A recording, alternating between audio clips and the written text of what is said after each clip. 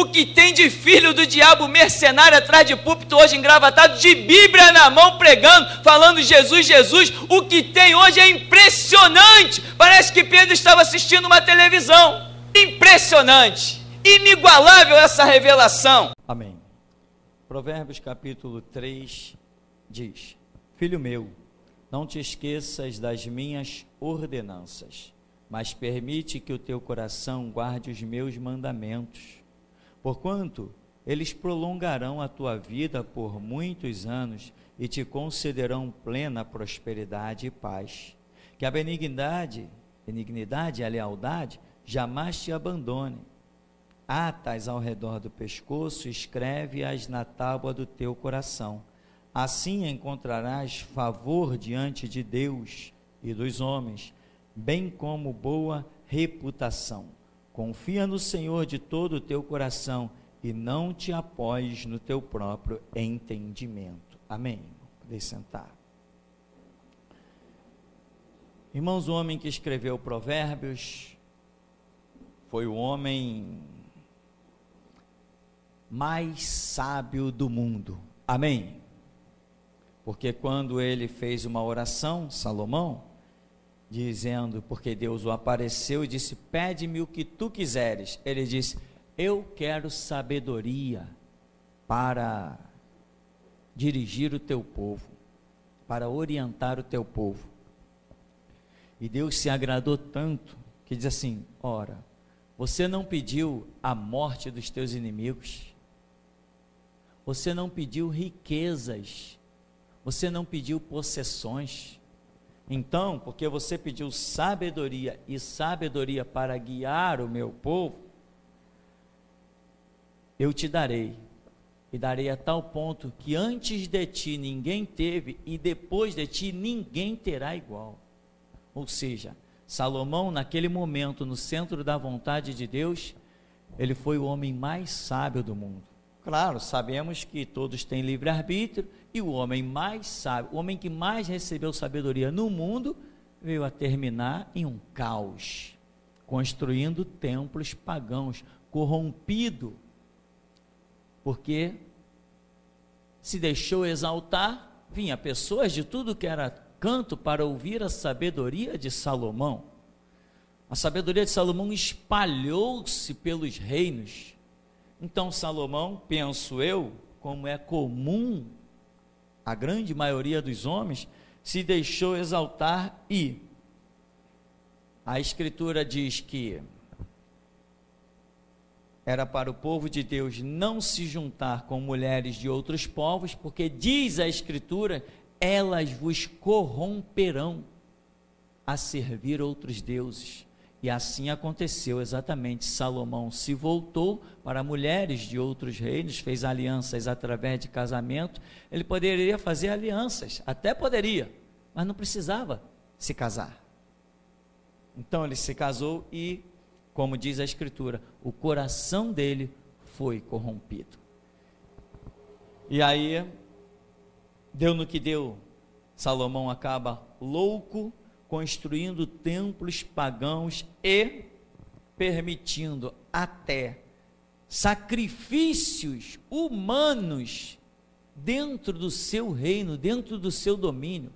É o extremo do absurdo que um homem que tenha tido a maior sabedoria que Deus derramou sobre alguém em toda a história do planeta Terra, não interessa quantos habitantes já passaram por esse mundo, se bilhões, trilhões, quintilhões, não interessa. Salomão, conforme a Bíblia diz, foi o homem mais sábio de todos os homens. E este homem acaba desviado, acaba louco. E creio eu, ninguém é obrigado a crer como eu, creio eu que o homem mais sábio do mundo foi para o inferno. Eu não acredito na salvação de Salomão. Porque não é possível que uma pessoa salva construa templos para demônios. Não é possível que uma pessoa salva permita o sacrifício de vidas humanas. Não, não é possível. Um salvo não permite isso. Não permite. Inclusive, Flávio Joséfo diz que Jafté, que fez aquele voto, né? Que ele sacrificou a sua filha. Quem já leu isso? Já leu? Flávio Joséfo diz que Jafté sacrificou a sua filha. Ah, se Flávio Joséfo estivesse aqui, eu diria o que para ele? Deixa de ser ridículo, você nunca soube quem é Deus. Amém, meu irmão? Que sacrificou sua filha, o quê? Primeiro que ele, dá para ver na cara que ele não andou lendo Bíblia, o tal Flávio Joséfo não andou lendo Bíblia, senão não diria isso. Bom, detalhes à parte. Aqui, quando Salomão está no auge da sua vida com Deus, o homem mais sábio nessa dispensação, nesse momento de vida, ele diz estas coisas maravilhosas: filho meu, não te esqueças das minhas ordenanças, mas permite que o teu coração guarde os meus mandamentos. Sabe o que me chama a atenção aqui nessa expressão? Que ele diz assim, mas permite que o teu coração guarde os meus mandamentos. Porque não adianta você ouvir, é você que decide se aquilo vai ficar guardado no teu coração, se você vai viver por aquilo ou não, se aquilo vai passar a ser um memorial dentro de você ou não, se você vai nortear a tua vida, as tuas atitudes e os teus pensamentos, se você vai controlar a tua língua e a tua fala de acordo com aquilo, se você vai deixar aquilo ir para dentro de você, criar raízes, como a semente que caiu em boa terra, ou se você vai decidir que essa é uma semente caída entre espinhos, em pedregais, ou à beira do caminho. Então, eu acho fantástico quando essa versão diz, não te esqueças das minhas ordenanças, e ele simplesmente não diz assim, guarda no teu coração os meus mandamentos, não, permite, quer dizer, é o livre arbítrio. O homem que foi o homem mais sábio do mundo, ele entende que para a palavra de Deus gerar a vida dentro de nós, nós temos que permitir. Tem pessoas, meu irmão, que não permitem, até passando aqui por essa igreja mesmo, tem pessoas que ouvem coisas, mas não permitem que aquelas coisas repousem no seu coração. Já tivemos tantos casos aqui no ministério, pessoas que vêm aqui na igreja, mas caíram, fracassaram, hoje estão desviados, outros já baixaram a sepultura, outros estão em cima de um leito de hospital. Por quê? Vieram aqui para a igreja, mas se você entra numa igreja, quem é o alvo principal dos seus ouvidos? Não é o pastor? Então por que se eu falo de um jeito, você vai dar ouvidos ao irmão que fala de outro? Ué, por que você não foi então para a igreja do irmão? Por que você não constituiu ele então o líder espiritual, o sacerdote, o pastor da tua vida? Você entra numa igreja, mas aí você ouve alguma coisa, você vai debater com o irmão e você dá ouvidos ao irmão, o que você veio fazer na igreja? Você não precisa de uma igreja. Precisa de igreja aqueles que reconhecem que precisam ouvir uma palavra de orientação para as suas vidas. Quem não reconhece isso não precisa de igreja. Permitir ou não permitir que a palavra repouse no nosso coração é conosco. Somos nós que nos obstinamos a como vamos dar os nossos passos. Como eu dizia há pouco, nunca eu vou aceitar receber dinheiro por uma pregação. Eu determinei, por quê? Eu entendo dessa maneira. Eu me obstinei, ninguém nunca vai me pagar por uma pregação. Olha, irmão, que eu já preguei em muito lugar. E de vez em quando alguém liga para cá, né? Cada dia que passa vai ficando mais raro, que as mensagens estão todas aí, as pessoas ligam, eu digo, irmão, está lá na internet, baixa, reproduz para a igreja. Um ligou de São Paulo, não, pastor, queríamos ajeitar para o pastor vir aqui e tal, quanto é, não sei o quê. Não é, irmão. Se eu orar e Deus disser que eu tenho que ir, se eu puder entrar num ônibus e chegar aí, eu entro. Se eu não puder entrar, eu não entro. Mas cobrar, eu me recuso a cobrar. Não, pastor, mas pode falar, a gente aqui é um grupo, temos recursos, temos condição. Graças a Deus. mas eu não preciso do dinheiro de ninguém. Amém, irmão? Não disse isso para a pessoa, estou dizendo aqui, não preciso do dinheiro de ninguém. Quem serve a Deus não tem falta de nada, né? Inclusive, quando eu vejo crentes pedindo esmola na rua, eu não dou. Eu não dou. Ah, mas não dou mesmo. Dou esmola para um camarada espírita, tem uns caras que estão pedindo esmola, cheio de guia, de macumba e tal, esse eu dou, esse precisa. Esse não conhece Deus. Dou para pessoas que dizem ser católicos, para pessoa que diz ser ateu, não tem religião nenhuma, para quem mora debaixo do viaduto, quem está no sinal, mas o camarada com uma Bíblia debaixo do braço, né? Aí identifica a gente por alguma coisa que nós somos cristãos. Aí vem, irmão, sabe como é? Estou na prova, estou pedindo dinheiro aí para os irmãos na rua e tal. Outro dia eu peguei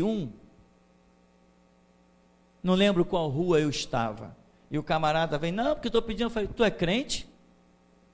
Não, sou servo do Senhor, tal, sou da igreja tal. Eu falei assim, se você fosse crente, servo do Senhor, não estaria pedindo esmola aqui não, irmão. Que isso, irmão?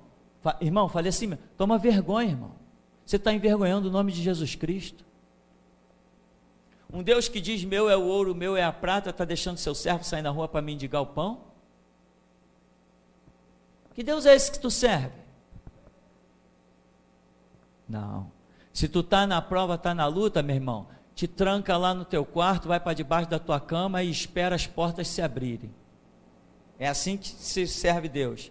Quem tem que sair estendendo a mão? E a promessa? Eu te colocarei por cabeça e não por cauda.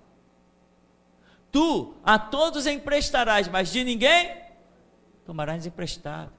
Isso é uma palavra para a nação de Israel, que eles fracassaram, eles não agiram de conformidade com isso. Ao invés de eles se autossustentarem, não, eles fizeram um monte de besteira, criaram até escravos para eles, um absurdo. E pagaram, e estão pagando até hoje, ainda vão pagar um pouco mais caro ainda. Então, se tiver que dar ajuda, irmão, na rua, até dou, mas para crente, envergonhando o nome do Senhor Jesus, não dou não. Se tu é membro de qual igreja, meu irmão? Sou da igreja tal, e a tua igreja não ajuda não? Teu pastor não ajuda não? Não, mas a minha igreja é pobre. Igreja pobre? Igreja pobre? Eu não reconheço igreja pobre. Eu passeio no meio dos candeeiros de... Quem é de ouro não é pobre, meu irmão, faça-me um favor. Amém? Sempre se dá um jeito. Sempre se dá um jeito. Que papo é esse de minha igreja é pobre? Se tua igreja é pobre, meu irmão, né? Lembra de Apocalipse?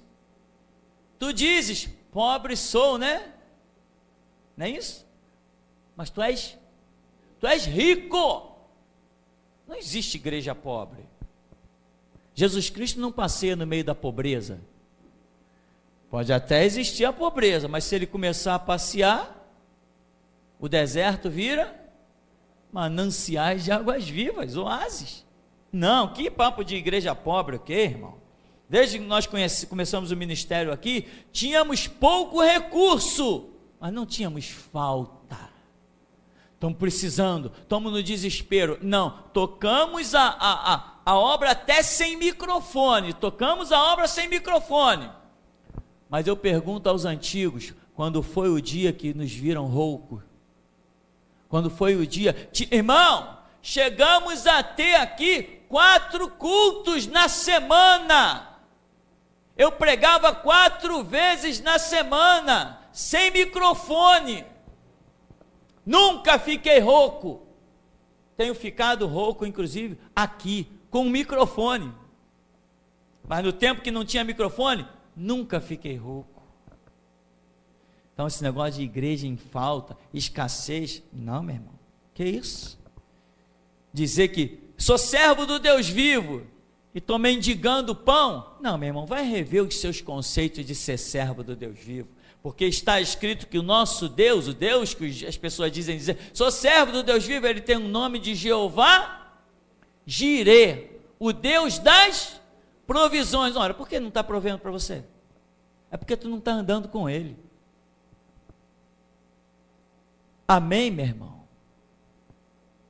Essa é a verdade. Pelo menos essa é a verdade na qual eu aposto a minha vida.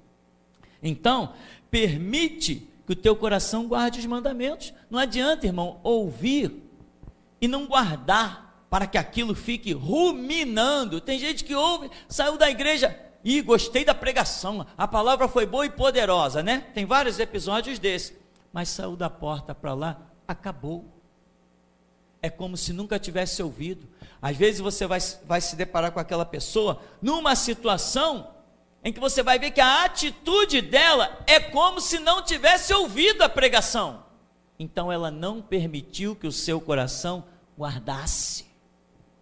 Não vos torneis tão somente ouvintes desapercebidos. Irmão, tem que viver. Se nós estivermos vivendo o cristianismo, a primeira coisa que nós vamos aprender é dobrar os joelhos e quebrar o orgulho.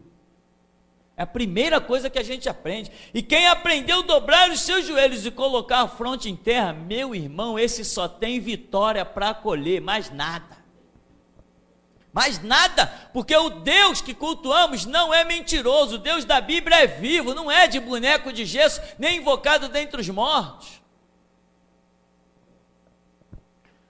Verso 2: porquanto eles prolongarão a tua vida por muitos anos e te concederão plena prosperidade e paz. Sabe o que é plena? Plena vem da palavra plenitude. O que é a plenitude? Temos o 10, que significa totalidade. Temos o 12, que significa plenitude. Já é algo que está entrando no aspecto da transbordância. E aqui está dizendo que não te esqueças das minhas ordenanças, né? Permite que teu coração guarde. Eles prolongarão a tua vida por muitos anos e te concederão plena prosperidade e paz. Você crê? Eu creio. Então, meu irmão, não é pendurar uma Bíblia no pescoço. Se fosse isso, eu já teria feito. Mas é comer das entrelinhas, é se alimentar, é realmente viver isso. Qualquer coisa na tua vida, você procura saber o que diz a Bíblia. Qualquer decisão na tua história, você procura saber o que tem a dizer o Senhor. E aí você vai prosperar. Não importa que todos estejam em crises. Tem crise? Tem. O país está em crise. O país está em crise. Se o país está em crise, meu irmão, não é da minha conta. Eu não estou em crise nenhuma. Não tenho falta de nada. As pessoas estão por aí dizendo, tem que limitar as compras. Eu não estou limitando nada. O que eu preciso comprar, eu vou lá e compro. O mundo pode estar em crise. Eu sou do mundo. O sistema financeiro do mundo abala a igreja do Deus vivo. Presta atenção numa coisa que eu vou te dizer. Muita atenção. Se o sistema financeiro do mundo abalar a igreja, ela é governada pelo mundo e não por Deus. Igreja abalada pelo sistema financeiro do mundo, não tem Deus, não é igreja. A igreja é algo administrado pelo reino espiritual, aonde há um milagre, mesmo que não haja dinheiro, sempre haverá um maná. Igreja, você é igreja? Se você é igreja, não me venha com papo de que está em crise. O país está em crise, é problema dos satanistas, não é problema meu. O país está em crise, é problema dos ladrões, isso não é problema meu. Eu não sou satanista, nem sou ladrão. Eu sirvo ao Deus vivo. Crise é para os repórteres, para as notícias, para o balanço, para o PIB, Produto Interno Bruto da nação. Isso é problema deles, meu irmão. Você tem que se comportar conforme o mandamento da palavra. O mandamento da palavra diz que Jesus Cristo, com o sangue dele, te comprou. E você não é mais do mundo como ele do mundo não é. Então não envergonhe Jesus Cristo. Se ele diz que você não é do mundo, o que sucede no mundo não pode abalar a sua vida. Enquanto, meu irmão, eu te garanto, enquanto o país está em crise, os empresários estão com medo, dobra os teus joelhos, que Deus vai te mandar abrir um negócio. e vai mostrar que o Deus das provisões é acima de qualquer crise. Isso é mandamento. Agora, sabe o que acontece? Tem gente que ao invés de olhar para cá, para essa palavra, e mandar ver na fé e ir em frente, olha para o mundo. Diz a Escritura que quem olha o vento e a tempestade nunca semeará. Amém, meu irmão? Irmão, essa palavra que você está ouvindo hoje nessa manhã, ela é tão poderosa, mas é tão poderosa, que alguns aqui dentro não estão nem entendendo. Paga o preço, meu irmão. Vai para a sua oração, vai para o teu canto. Deixa Deus mudar a tua alma. Deus não tem projeto de mendigança para nenhum de nós. Deus não tem projeto de falta de escassez para nenhum de nós. Não tem. Ao contrário, Ele nos pega da lama e nos dá vestes novas. Ele nos pega da fome e nos faz assentar numa mesa farta. Não é isso que diz a palavra? Então, meu irmão, ata esses mandamentos como colar no teu pescoço. Permite que o teu coração guarde isso. Permite. Agora, não é para dizer, eu tenho, aquele ali não tem. Não, não esqueça que às vezes a falta de um é para testar a tua humildade. Então não haja, como diz aqui, né? Confia no Senhor de todo o teu coração e não te apoies no teu próprio entendimento, te apoia na revelação de Deus. Não é te apoiar no teu próprio entendimento, não. Na revelação de Deus, sim. Que a benignidade, a lealdade jamais te abandonem. Atas ao redor do pescoço, escreve estas palavras nas tábuas do teu coração. Sabe o que significa escrever? É para você ter acesso sempre, para não escapar da sua memória, não escapar da sua mente. Você sabe que está escrito aquele contexto, aquele cenário. Então, quando você precisa, peraí, isso tem a ver com aquilo, peraí, folheia o livro, está aqui. Aí você traz à memória aquilo que te dá esperança e vida. Escrever significa, você vai ter sempre acesso, não vai esquecer nunca. Já pensou o que seria de nós, se a Bíblia não tivesse sido escrita e preservada por Deus para os nossos tempos? Se com a Bíblia aí, nós temos uma quantidade de mercenários e ladrões hipócritas atrás do púlpito incontável, já pensou se não tivéssemos a Bíblia? Só um Deus muito poderoso para preservar esse livro ao longo de toda essa história.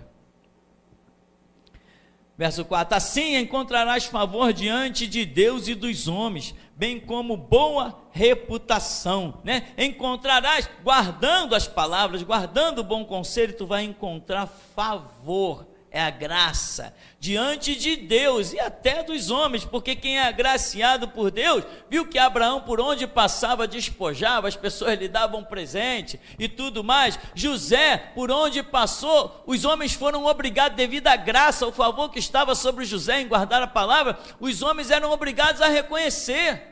Potifar foi obrigado a reconhecer, Faraó foi obrigado a reconhecer, e foram obrigados a reconhecer de tal ponto que um escravo estrangeiro acabou sentando no trono, segundo o homem mais importante do Egito. Aí vem o crente, a gente está na luta, a gente está na prova. Ô irmão, toma vergonha, vai guardar a palavra. Não, pastor, mas não tem luta, tem prova. Tem luta e tem prova, mas ainda que eu andasse pelo vale da sombra e da morte, eu não vou chorar miséria, porque eu estou vendo o fim do vale. Crente que não vê o fim do vale, meu irmão, não é crente. Quem está no centro da vontade de Deus pode estar até na fome, mas sente a alegria, o gozo do Espírito. Sente. Estou na luta. Quem chora a miséria no meio da prova, isso não é prova, meu irmão, é o teu caixão, é a tua derrota. Quem crê num Deus vivo, meu irmão, não quer saber o que esteja passando, mas sempre encontra forças para sorrir para Deus e adorar. Tem mais. Permite que o teu coração guarde isso. Permite, meu irmão. Porque murmurador lá no meio do deserto, não chega à terra prometida não. E você sabe que nós estamos num deserto, né? Já estudou? Viu os seminários? Nós estamos atravessando um deserto. Ainda vamos entrar na terra prometida. Então não é para murmurar, é para louvar, é para cantar. Está com fome? Canta. Mas estou desmaiando de fome, então canta mais alto. Está com sede? Canta. Mas eu vou morrer, então canta mais, grita. Quando o teu louvor chegar lá em cima, Deus abre as portas dos céus. Confia no Senhor de todo o teu coração e não te apoies no teu próprio entendimento. Isso é uma glória, né, irmão? E aqui está o motivo de tanta gente já ter caído e tantos outros milhões ainda cairão até que Jesus neste século pise no Monte das Oliveiras. E mesmo depois, durante o milênio, ainda muitos vão cair, milhões vão cair durante o milênio. Porque as pessoas dizem, eu sou inteligente, eu sou sábio. Irmão, todos são inteligentes. Somos todos descendentes do mesmo tronco, Adão e Eva. Todos temos o mesmo DNA, somos todos inteligentes. Hoje o DNA está provando aí, né? Temos todos a mesma origem. Não existe uma ramificação de DNA de um jeito, outra ramificação de outro jeito. Não. Todos os DNA de todas as pessoas, até hoje catalogados, de preto, branco, louro, moreno, tudo, até de animais. Até de macaco, chimpanzé, tem o mesmo tronco, o que prova que todos nós somos descendência do mesmo Deus, do projeto do mesmo Deus. Não somos descendência de animal, somos descendência do projeto do mesmo Deus. Então todo mundo é inteligente, todo mundo pode ser sábio, mas se eu sou tão sábio e tão inteligente, eu tenho que reconhecer que se eu buscar a direção de Deus, eu jamais errarei. Só que tem gente que se acha sábio e inteligente e sai tomando suas próprias decisões. Não, meu irmão, se você é inteligente, então você tem que entender que há um Deus acima de você. Vai buscar esse Deus. Quem busca a Deus, irmão, nunca erra. Na hora de decisão, se você estiver perguntando, tem uma bifurcação e você não sabe para onde ir, faz uma oração, logo você saberá que caminho seguir e vai seguir com convicção. E quando as coisas se apresentarem difíceis na tua vida, você vai dizer, não importa a dificuldade, eu vou adiante, porque Deus me apontou esse caminho. Se Deus me apontou esse caminho, Ele já sabe o que vai ter lá na frente, já projetou a minha vitória. No caminho que Deus te aponta, só existe vitória. Mas no caminho que a tua inteligência traça, já viu como são os empresários quando vão investir aqui no Brasil? Eles mandam uma equipe, seja da China, seja do Japão, seja dos Estados Unidos, eles mandam uma equipe, aí eles fazem um tipo de pesquisa e vê qual é o melhor negócio que está rendendo aqui no Brasil. Se é a questão imobiliária, se é a questão de postos de combustível, se é uma questão de terrenos, de loteamentos, eles mandam e as pessoas chegam aqui com todas as suas planilhas e inteligência e eles dizem, o que hoje está rendendo no Brasil é a questão imobiliária. Aí vem lá, montam as suas empresas para vender um monte de coisa na questão imobiliária, daqui a pouco eles estão indo de vento em popa, porque agiram com a sua inteligência funciona, mas daqui a pouco vem uma crise, aí eles retiram a empresa do Brasil e vão de volta para os Estados Unidos, acabou o lucro. Quando Deus, irmão, nos dá a direção, nenhuma crise nos faz parar a caminhada.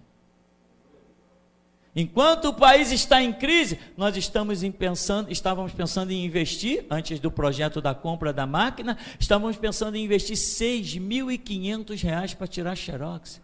Ora, se nós estivéssemos em crise, eu não estaria pensando na loucura de investir R$6.500 em papel para distribuir no meio da rua. A igreja não tem crise.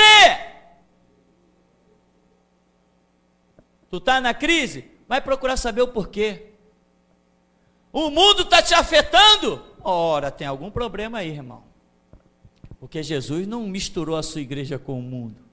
Ele disse, eu edifico a minha igreja, contra as portas do inferno, e as portas do inferno não prevalecerão contra a minha igreja. Ora, eu não sei, pode ser que eu não seja tão inteligente, então, mas o que é que eu entendo? Que a igreja tem um limite e o mundo tem outro limite. O limite do mundo não invade a igreja.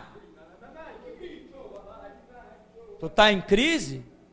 Pastor, o mundo está em crise. O mundo pode estar se explodindo, meu irmão, mas eu tenho promessa. Eu vivo dentro da igreja, eu vivo debaixo das asas do Altíssimo, eu renovo as minhas forças como a águia que sobe, e 1000 cairão ao meu lado, 10.000 à minha direita, eu não serei atingido. Uma vez tinha um jovem aqui nesse ministério, que ele dizia assim, esse jovem era metido a inteligente e estudado, porque estava fazendo uma faculdade. Se ele soubesse qual faculdade que eu fiz, ele teria sentado quietinho para se tornar meu aluno.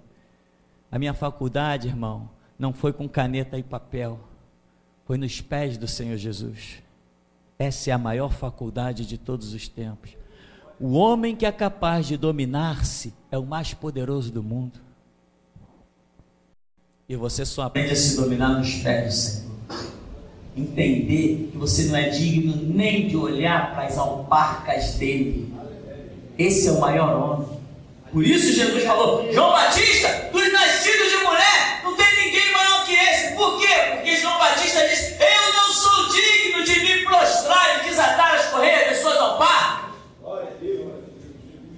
Por isso Jesus falou, esse é o maior dos nascidos de mulher. E esse jovem, coitado, hoje desviado, apanhou tanto na vida até se desviar de vez. Falou assim, você não acha que as tuas pregações são muito triunfalistas? Eu falei, isso é fácil de resolver. Me apresente um Deus de derrota, eu mudo logo a minha pregação. Mas enquanto eu acreditar que o meu Deus é de triunfo e glória, que não perde batalha, eu só posso pregar isso. Amém, meu irmão? O teu Deus é um Deus de triunfo, de glória, que vence batalha? Então, se você chorar a miséria, você é um mentiroso. E os mentirosos não herdarão o reino de Deus. Mas, pastor, estou tendo tão pouquinho. Ora, mas não faz parte? Você não deveria ter atado isso como um colar no teu pescoço? Você está tendo tão pouco. Então você está no caminho. Porque Jesus falou, ser fiel no pouco e sobre o muito te colocarei. Você está no caminho. Esse é o caminho, irmão. O caminho do pouco, esse é o caminho. No caminho do pouco o caráter é moldado. No caminho do pouco você destrói o teu próprio orgulho. No caminho do pouco você aprende a ver a dificuldade dos outros. No caminho do pouco você respeita a dor dos outros. No caminho do pouco você respeita a fome dos outros. Esse é o caminho certo, o caminho do pouco. Quantos riquinhos entraram na igreja que hoje são uma vergonha? Olha o que foi com aquele Renato Suete, você lembra desse homem? Esse homem sempre foi rico. O pai dele, sabe quem é Renato Suete, né? Todo mundo sabe.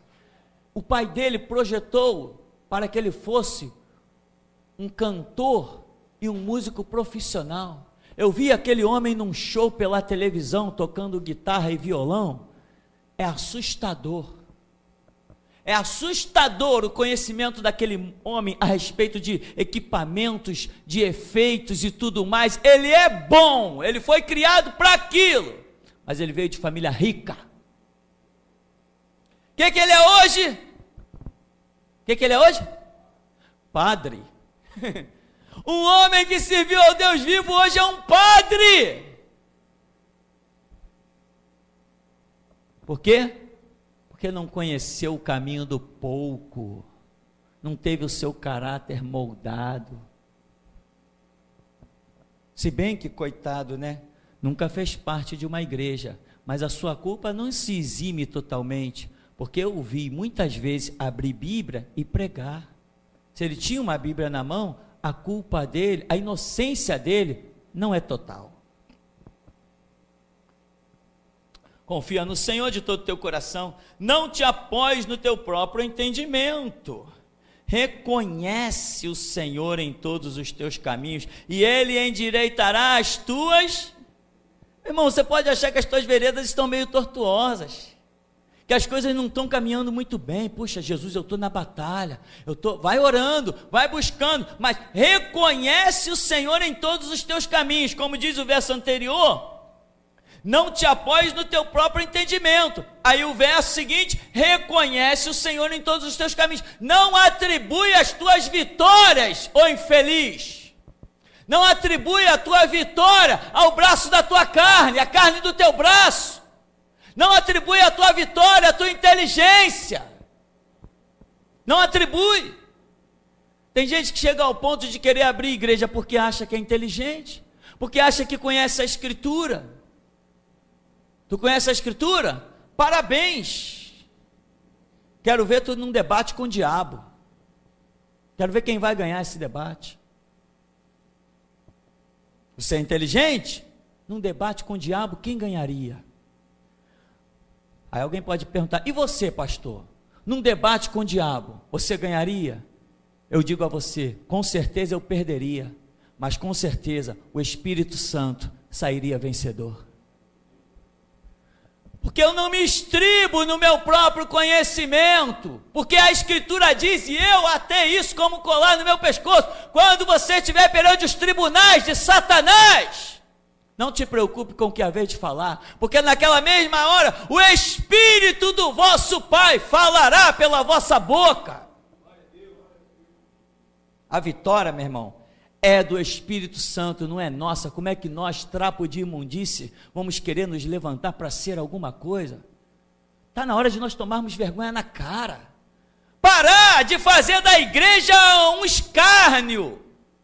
Deus tem um projeto conosco, de sermos o povo mais poderoso que o planeta já viu, mas tem muita gente ainda vivendo mesquinharia, esquadrinhando a vida do seu irmão.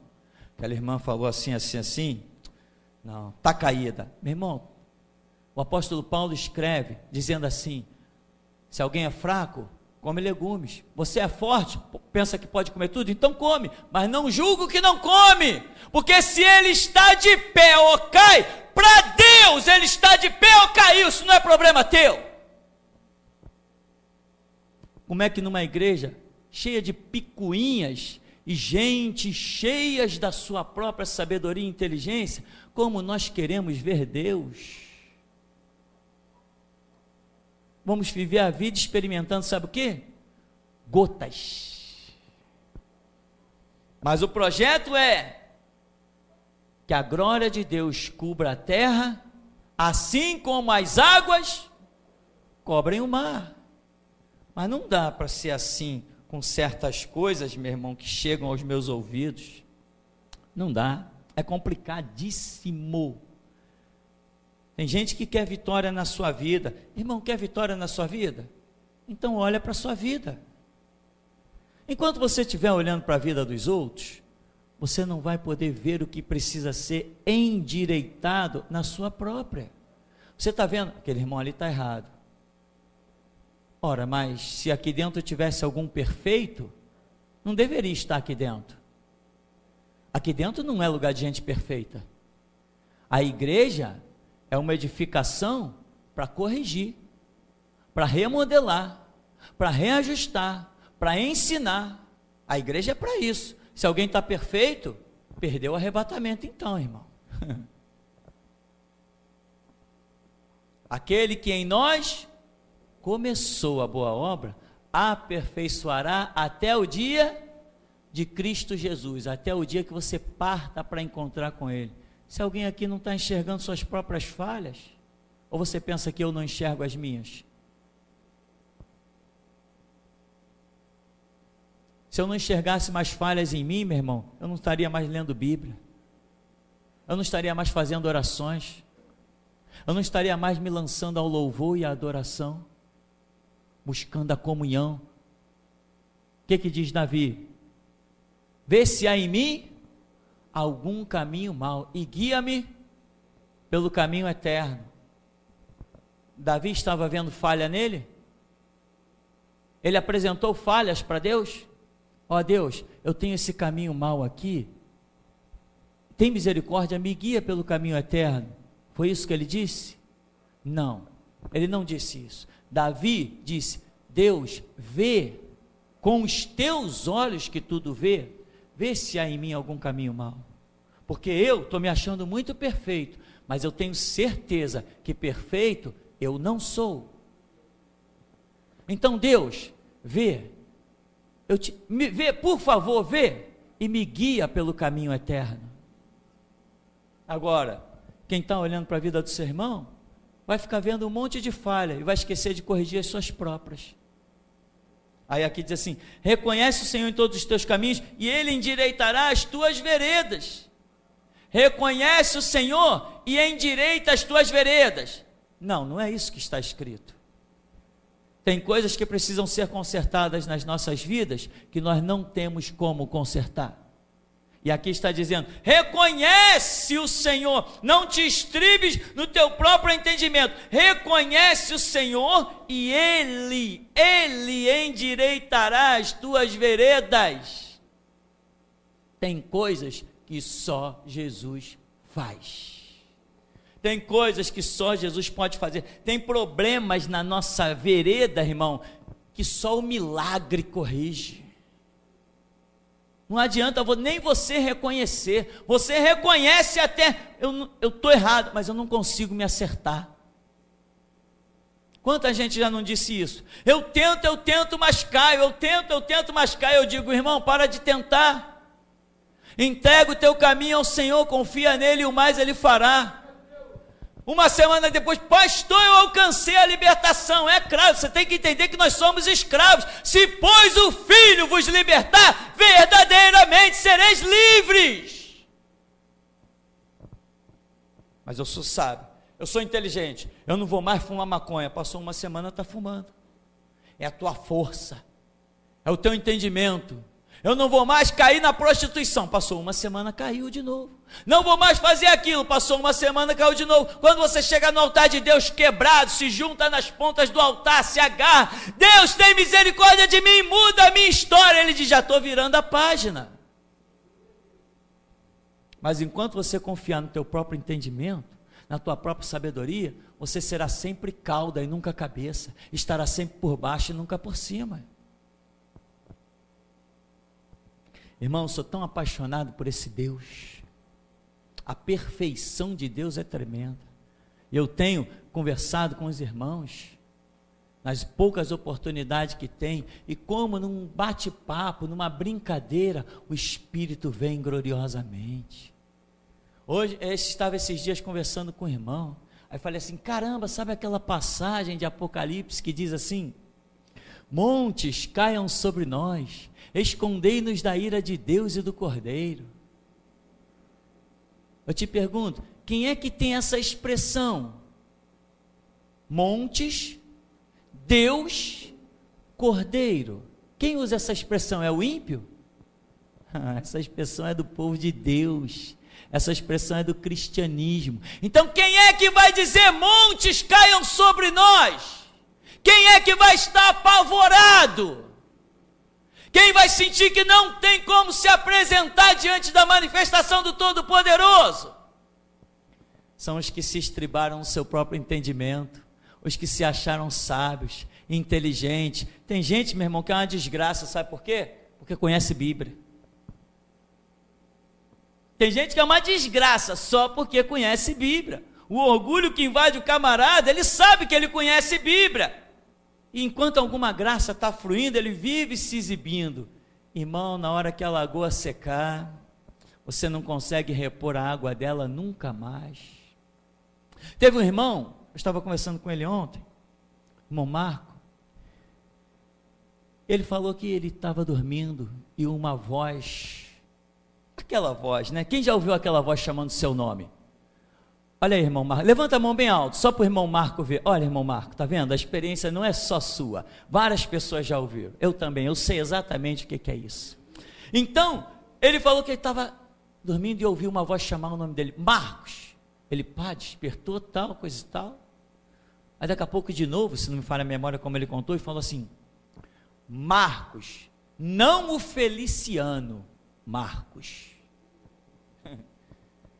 Eles já eram, meu irmão. O projeto de Deus é conosco. Nós vamos receber o que estava projetado para eles.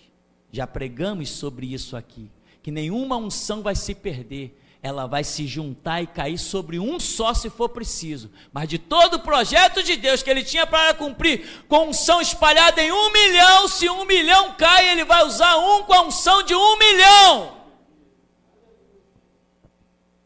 e é assim, irmão, e as coisas estão acontecendo. Agora, irmão, ata as palavras no teu pescoço, escreve com caneta de ferro e ponta de diamante nas tábuas do teu coração. Escreve rasgando para sangrar e cicatrizar e ficar a marca para sempre. E como eu dizia, sou apaixonado por esse Deus. Nesses últimos dias nós temos vivido uma plenitude de revelação tão tremenda, meu irmão, que eu estou andando sem sentir o chão debaixo dos meus pés. Lembra do azeite de reserva? Quem pôde captar, muito que bem, quem não pôde, mas que Deus está falando, se alguém disser que não, vai ter que apostar a sua vida contra a minha. E te digo uma coisa, irmão, só aposto a vida no que é certo. Ele endireitará as tuas veredas. Não sejas sábio aos teus próprios olhos. Teme ao Senhor, aparta-te do mal, isso te constituirá em saúde para o teu corpo e vigor para os teus ossos. Posso pegar pesado, irmão? Como coisa que a tua opinião me interessasse, né? Deixa eu perguntar, posso pegar pesado? Está carregando as enfermidades, tá? Está carregando a osteoporose? Mergulha mais na palavra, ata no teu pescoço, vive, meu irmão. Uma das maneiras principais que eu descobri que um ser humano consegue guardar a palavra do Senhor, sabe como é que é? Mantendo a boquinha fechada, costurada. Sabe o que Deus fala daquele povo de Israel, que peregrinou 40 anos e milhares morreram no deserto? Deus fala que eles foram o quê? Murmuradores. O que é um murmurador? Alguém que fala demais. Eu descobri que a melhor maneira de um homem preservar a essência de Deus em si é de boca fechada. Eu descobri isso corre nas minhas veias. Quando todo mundo diz, é isso, é aquilo, é aquilo outro, você diz, não, negativo. Mas está na cara, pastor, está na cara dos outros, não está na minha. Já assistiu CSI? Já assistiu Investigação ID lá na internet?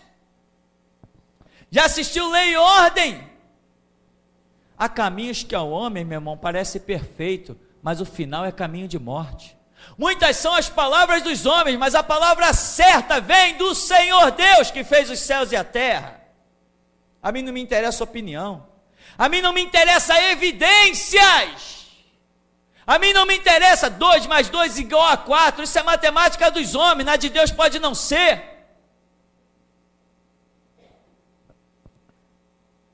Muita gente acaba caindo porque está cheio de inteligência, cheio de sabedoria, né? E diz assim, não sejas sábio aos teus próprios olhos, teme ao Senhor e aparta-te do mal, isso se constituirá em saúde para o teu corpo e vigor para os teus ossos. Ora, não está escrito que os que confiam no Senhor renovarão as suas forças, subirão com asas de águia, correrão e não se cansarão, caminharão e não se fadigarão?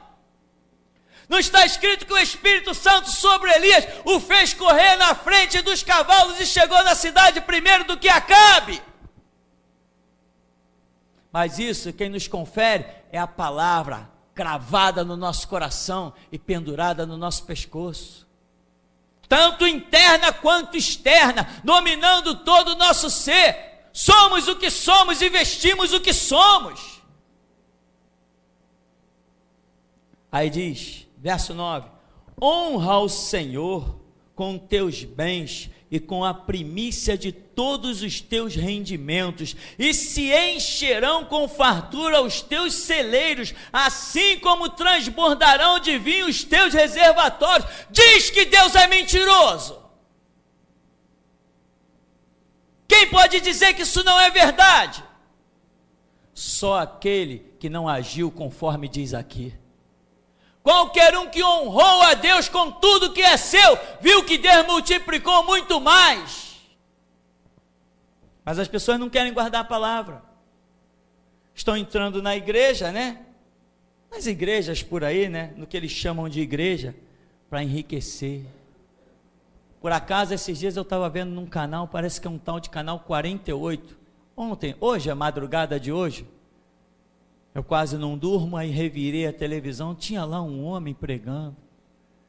Venha na igreja, porque nós estamos no momento especial, o momento da campanha da prosperidade. Quem precisa de fazer campanha, meu irmão, é porque nunca soube o que é Deus nem prosperidade. Prosperidade, meu irmão, não é um terreno, não é uma casa, não é um carro. Prosperidade é você ter as suas necessidades supridas. Você não precisa ter um carro, se na hora que você precisar, tiver um à sua disposição. Amém? Você não precisa de dinheiro, se na hora que você precisar, o dinheiro estiver à sua disposição. Você não precisa de nada, se na hora que você precisar, isso aparecer trazido no milagre de Deus à sua disposição. Isto é prosperidade. Agora, tem muita gente que tem um carro, mas aí de repente o carro quebra, está na oficina, ele precisa do carro urgentemente e fica sem, fica no sufoco. Isto não é prosperidade. Isso não é prosperidade. Ele apenas tem um carro, mas o carro quebrou, ele ficou no sufoco. Isso não é prosperidade. Prosperidade é quando você, mesmo que não tenha carro, se surge uma situação, Deus faz chegar diante de você. Isto é prosperidade. Então, verso 11: filho meu, não despreze a disciplina do Senhor, não te sintas magoado por causa da sua... Não te sintas magoado, ou seja, o homem mais sábio do mundo está dizendo, Deus castiga, Deus repreende, e todo mundo que é repreendido, fica num canto, fica emburrado, parece meu filho Samuel, fica magoado, né? Falar mais alto, ele já vai para o cantinho, fecha logo a cara. Aí eu, como sou bem irônico, aí eu caio para cima mesmo. Então, meu irmão, o que acontece? Não te sinta magoado, meu irmão. Você vem com o coração todo alegre às vezes, né? Pastor, que eu vou fazer, pastor, eu vou subir a Torre Eiffel, que eu vou subir a Torre de Pisa, que eu vou pular e tal. Irmão, Deus não está nesse negócio não. Olha, o pastor não quer o meu bem não. O pastor não quer o meu bem não. Se ele quisesse o meu bem, esse cara não é homem de Deus não, senão ele tinha que me apoiar. Meu irmão, eu não vou te apoiar para você subir a Torre Eiffel, depois escapulir o teu pé e você se esborrachar, não. Eu vou te apoiar para você ir com calma. Compra primeiro um equipamento de rapel, entra para um curso, aprende a usar o equipamento, depois tu sobe em segurança. Mesmo que tuas mãos falhem, o equipamento te segura. Aí eu apoio. Agora tem gente que fica logo magoadinho no canto, né? Poxa, eu fiquei doente, o pastor não veio na minha casa. E o pastor dos pastores, o sumo e eterno sacerdote, foi na tua casa? Ele não te basta? Existem muitos caminhos de Deus repreender as pessoas, irmão. Então, filho meu, não despreze a disciplina do Senhor, não te sintas magoado por causa da sua repreensão. Como diz a Escritura, Deus corrige e repreende Aqui no verso 12, ó, porquanto o Senhor corrige a quem ama, da mesma forma que o pai repreende o filho, a quem deseja todo o bem. Irmãos, cai na real, irmão, as pessoas por aí estão se iludindo. Você entra nas igrejas, tem um bando de adolescentes, jovens, até pessoas idosas lá, só ouvindo coisa boa. Irmão, você está com Deus e Deus vai te fazer prosperar. Vem cantar aqui na frente, porque Deus é contigo. A pessoa canta lá um horror, toda desafinada, um problema generalizado. E ó, que bênção, viu? Essa criança com 10, 12, 13 anos está cantando para Deus, cedo, que cantando para Deus, meu irmão. Aquela vozinha ali inocente, mas no louvor não passou nem do teto. Mas é mãozinha na cabeça, é lisonja, sabe? A família aí, vamos consagrar a diaconisa, vamos consagrar o diácono, vamos botar para cá, e só lisonja, só engrandecimento. Meu irmão, igreja é aquele lugar onde você leva uma surra todo dia. Isso é igreja. Igreja onde você apanha e sai dolorido, isso é igreja. A igreja é coluna e firmeza da verdade, e essa firmeza você ainda não tem, precisa ter. Todo dia Deus vai te chamar ao conserto. Essas igrejas que exaltam os membros, tem fichinha de membro, tem cartão de dizimista, isso não é igreja, isso é palco do diabo, isso é ilusão, é engano. Como diz aqui, olha, o Senhor corrige a quem ama, da mesma forma o pai repreende o filho, a quem deseja todo bem, não tem nenhuma repreensão por aí, é beijinho, é abraço, é exaltação. Pega os maiores dizimistas, os 10 maiores dizimistas da igreja, da cadeira de destaque, aqui eu não quero nem saber se você é dizimista ou não, isso não me interessa. Isso não é problema meu, não é a minha palavra que diz trazer os dízimos à casa do tesouro. Nem honra ao Senhor com toda a primícia dos teus bens, e os teus celeiros se encherão fartamente. Isso não é palavra minha. O Espírito que age sobre essa palavra não é o meu. Por aí é só lisonja, só engrandecimento. A pessoa mal entra no chamado igreja, o que eles fazem? Não, ó, tem um cargo para você. Conhece aquele Jorge Linhares?